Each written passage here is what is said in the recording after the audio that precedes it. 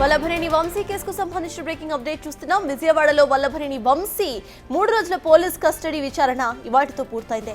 4 గంటల పాటు వంశీని పోలీసులు విచారించారు. వంశీతో పాటు A7, A8 ముద్దాయిలను కూడా విచారించారు పోలీసులు. ఇక పోలీస్ కస్టడీ పూర్తయ్యాక కోర్టులో ప్రవేశపెట్టాలని ఆదేశించింది SC/ST కేసుల స్పెషల్ కోర్టు. వంశీతో పాటు ఇదే కేసులో అరెస్ట్ అయిన 4 నిందితులకు రిమాండ్ పొడిగించింది కోర్టు. సత్యవర్ధన్ కిడ్నాప్ కేసుతో పాటు తనకు ఎటువంటి సంబంధం కూడా లేదని ఇటు విచారణలో చెప్పారు వంశీ.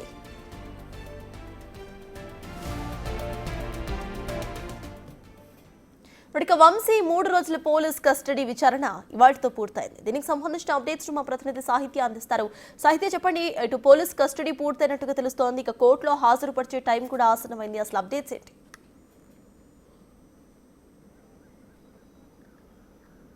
మూడవ రోజు వల్లభనేని వంశీని అయితే కనుక పోలీస్ కస్టడీకి తీసుకెళ్లారు పోలీసులు. ఇవాళ రోజులానే 10 గంటల నుంచి 5 గంటల వరకు అయితే తనని విచారించడానికి కృష్ణక పోలీస్ స్టేషన్కి తీసుకెళ్లే తరుణంలో అయితే ముందుగా అయితే ప్రభుత్వ ఆసుపత్రికి వైద్య పరీక్షల నిమిత్తం అయితే హాస్పిటల్కి తీసుకెళ్లిన అనంతరం కృష్ణక పోలీస్ స్టేషన్కి తీసుకెళ్లి రోజులానే ఇవాళ కూడా 4 గంటల పాటు అయితే కనుక విచారించడం జరిగింది. మధ్యలో లంచ్ బ్రేక్ మినహాయించి అయితే కనుక 3 గంటల పాటు విచారించినట్టుగా మనకు అర్థం అవుతా ఉంది. ఇటు A7, A8 లక్ష్మీపతి, శివరామకృష్ణ ప్రసాద్ ఇద్దరిని కూడా విచారించినట్టుగా మనకు అర్థమవుతా ఉంది. రోజులానే వల్లభనేని వంశీ ఇవాళ కూడా పోలీసులకి తను ఏ సమాధానాలు అయితే చెప్తూ ఉన్నారు. ఏ ప్రశ్నలు అడిగినప్పటికీ కూడా నాకు తెలియదు, గుర్తులేదు, ఈ కేసుకి నాకు ఎటువంటి సంబంధం లేదు అనే విషయాలనే ఎక్కువగా వెల్లడించినట్టుగా మనకు అర్థమవుతా ఉంది.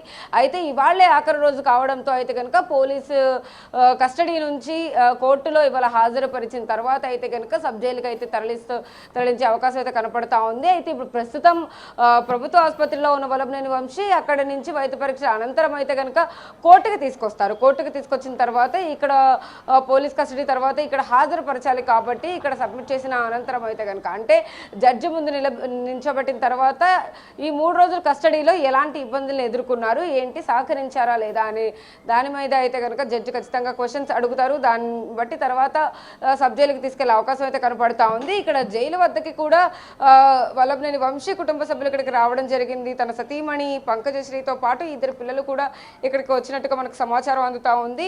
అయితే ఇక్కడ ఏదైతే జడ్జి ముందు హాజరుపరిచిన అనంతరం అయితే కనుక సబ్ జైలుకి తీసుకెళ్ళనున్నారు. అయితే రోజులానే మొన్న ఫస్ట్ డే అయితే కనుక పోలీస్ కస్టడీలో 20 క్వశ్చన్లు అడిగిన పోలీసులు నిన్న 16, 17 క్వశ్చన్లు మాత్రమే అడిగినట్టుగా సమాచారం అందుతుంది. టోటల్గా ఇవాళ కూడా మరికొన్ని ప్రశ్నలు జోడించి అడిగినప్పటికీ కూడా తనకి ఎలాంటి సంబంధం లేదు, ఈ కేసుకి నాకు ఎలాంటి సంబంధం లేదు, సత్యవర్ధని నేనేమి బలవంతం పెట్టలేదు అనే విషయాలను అయితే తను వెల్లడించినట్టుగా మనకు అర్థమవుతా ఉంది. అయితే ఈ కేసులో మొట్టమొదటిగా అయితే కనుక 3 అరెస్ట్ చేసినప్పటికీ తర్వాత మరో 2 కూడా కస్టడీలోకి తీసుకున్నారు పోలీసులు.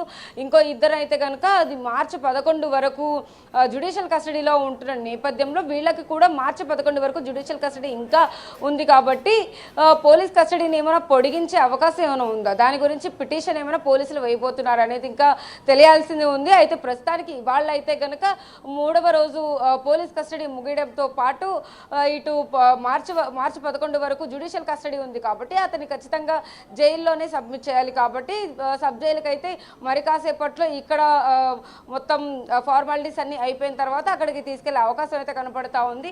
మొత్తం మీద వల్లభనేని వంశీ అయితే ఈ 3 రోజుల పాటు సరైనటువంటి సమాధానాలు ఇవ్వకుండా, సహకరించకుండా పోలీసులకి తనకి ఇష్టానుసారంగా నోటుకొచ్చిన సమాధానాలు చెప్పినట్టుగానే మనకి సమాచారం అయితే అందుతా ఉంది. ఎందుకంటే ప్రతి ఒక్క ప్రశ్నకి కూడా అంటే సత్యవర్ధన్ని కిడ్నాప్ సమయంలో కూడా లిఫ్ట్లో తీసుకెళ్లిన విషయాలను కానీ, లేకపోతే సత్యవర్ధన్ ఎవరో తెలుసా అని అడిగిన విషయాలకు కానీ, సెల్ ఫోన్కి సంబంధించి టెక్నికల్ ఎవిడెన్స్కి సంబంధించి అనేక ప్రశ్నలు అడిగారు పోలీసులు. వాటన్నిటికీ కూడా నాకు ఎలాంటి విషయాలు తెలియవు, నాకేమీ సంబంధం లేదు అని అంటూనే ప్రతి ఒక్క దానికి కూడా సమాధానం వల్లభనేని వంశీ ఇచ్చినట్టుగా మనకు అర్థమవుతా ఉంది. అయితే ఏదేమైనప్పటికీ కూడా ఈ కేసులో కీలక పాత్ర పోషించిన వల్లభనేని వంశీతో పాటు మిగిలిన నిందితుల్ని కూడా వెతికే పనిలో పడ్డారు పోలీసులు.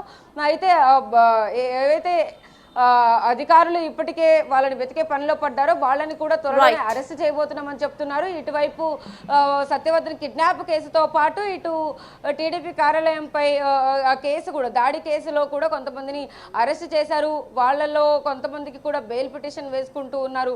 ఒకవైపు ప్యారలల్ గా ఇటు సిట్ కూడా అనేక అంటే భూ కబ్జాలకు సంబంధించి వాటి గురించి కూడా దర్యాప్తు కొనసాగిస్తూ ఉంది. మరోవైపు ఇటు సత్యవర్ధన్ కిడ్నాప్ కేసుకు సంబంధించి కూడా వల్లభనేని వంశీ కస్టడీ ముగియడంతో పాటు దాన్ని కూడా ఏమైనా పొడిగించే అవకాశం ఉందా అనేది అయితే కనుక ఇంకా వేచి చూడాల్సిన అవసరం ఎంతైందని చెప్పొచ్చు. సత్తా. Right, thank you.